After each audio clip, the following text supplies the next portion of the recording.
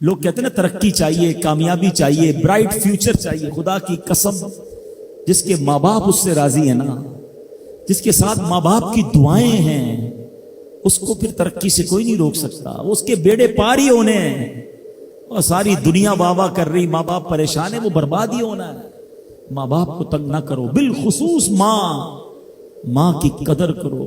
ماں کا کوئی نیبل بدل نہیں ہے. اور یہ دعا دے دے تو بندہ کدھر پہنچ جاتا ہے. اچھا پھر آج کل ایک اور ٹرینڈ چلا ہے، کسی بھی طرح کا زندگی میں مقام بڑھ گیا نا، مشہور ہو گیا، اب وہ ماں باپ پر بھی روب جما رہا ہوتا ہے. پتہ نہیں میں کتنا بڑا آدمی ہو گیا ہوں، اب میں آپ کی خدمت کہاں سے کروں گا بھائی، ٹائم ہی کہاں ہے میرے پاس. ان کو کبھی یہ روب مت جمانا. ارے آج اگر کچھ بن بھی گئے ہو نا، یہ انہی کی دعائیں تھیں، اور ان کو کہہ رہے ہو بڑا آدمی ہو گیا. حضرت موسیٰ کلیم اللہ علی نبینا علیہ الصلوۃ والسلام، کتنا بڑا مرتبہ ہے. اور آپ نے ایک بار اللہ کریم کی بارگاہ میں عرض کیا، مولا مجھے جنت میں اپنا پڑوسی دیکھنا ہے. ارشاد کیا ہوا کہ اے موسیٰ، جنت میں تیرا جو پڑوسی ہے وہ ایک فلاں علاقے کا کسائی ہے. آپ حیران ہو گئے، آپ نے کہا مولا مجھے ملنا ہے. ایڈریس بتایا گیا، آپ چلے گئے وہاں پر. ایک نوجوان نے دروازہ کھولا، آپ اندر گئے.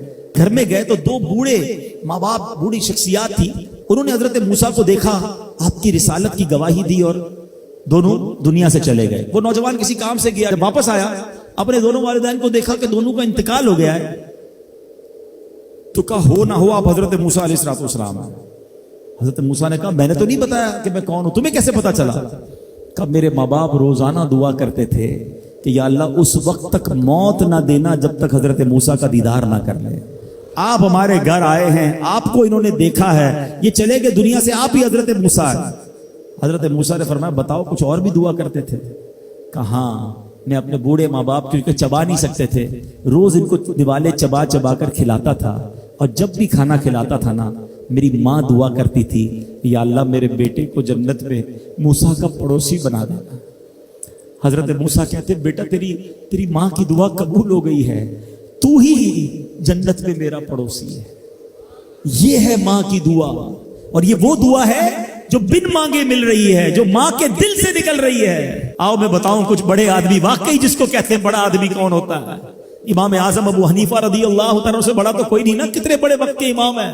مگر آپ کی والدہ ایک مسجد کے امام صاحب سے انسپائر تھی، مقرر تھے، وہ اچھے بیان کرتے تھے. تو آپ کو وہ کہتی کہ جاؤ وہ امام صاحب سے مسئلہ پوچھ کے آؤ. خود مفتی اعظم ہیں، امام ہیں کروڑوں حنفیوں کے. ماں کو یہ نہیں کہا کہ ماں پتہ نہیں میں کتنا بڑا مفتی ہوں، تم مجھے مسجد کے امام کے پاس بھیج رہی ہو.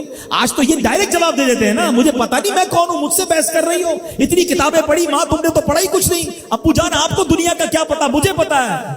سنو امام اعظم، یہ ایسے نہیں بنتے بڑے لوگ.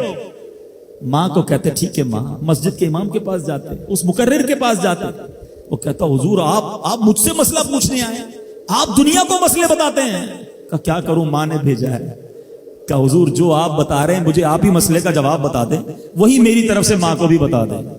ایک بار ماں نے کہا کہ میں خود جا کر پوچھوں گی، پھر بھی امام اعظم نے منع نہیں کیا. اچھا کئی میل کا سفر تھا. امام ابو یوسف کہتے ہیں ہم نے خود دیکھا کوفہ کی گلیوں میں کہ امام اعظم اس خچر یا اس سواری کے لگام تھامے ہوئے ہیں، ماں اس پر سوار ہے اور وہ بازار میں اسے لے کے جا رہے ہیں. ماں کو یہ نہیں کہا کہ ماں تم مجھے تکلیف دے رہی ہو، وہ میرا شاگردوں کا بھی شاگرد ہے، اس کو کیا پتا جو مجھے پتا ہے. اللہ اکبر. ماں جاتی ہیں، مسئلہ پوچھتی ہیں، واپس آتی ہیں. امام اعظم ماں کو کچھ نہیں کہتے. یہ ہوتا ہے ماں کی فرما برداری. آج دیکھو دنیا ان کے گن گا رہی ہے. سیدنا بایزید بستامی رضی اللہ تعالیٰ عنہ، کتنا بڑا نام ہے، اولیاء کے سردار ہیں. دیکھو ماں کی خدمت کیسی کرتے تھے. آپ کی والدہ نے سردیوں کی رات تھی، سخت سردی کی رات، آپ سے پانی مانگا. حضرت بایزید بستامی ماں کے پاس پیالہ لے کر گئے تو ماں سو گئی تھی. ماں کے سرہانے پیالہ لے کر کھڑے رہے، رات بھر کھڑے رہے سخت سردی میں. پانی تھوڑا سا آپ کی انگلیوں پر گرا تو وہ پانی برف بن چکا تھا. ماں کی آنکھ کھلی، دیکھا بایزید بستامی بستر کے کنارے کھڑے ہیں. کہا بیٹا کیوں کھڑے ہو؟ کہا ماں آپ نے رات پانی مانگا تھا نا، اس لیے کھڑا رہا کہ نہ جانے کب آنکھ کھل جائے.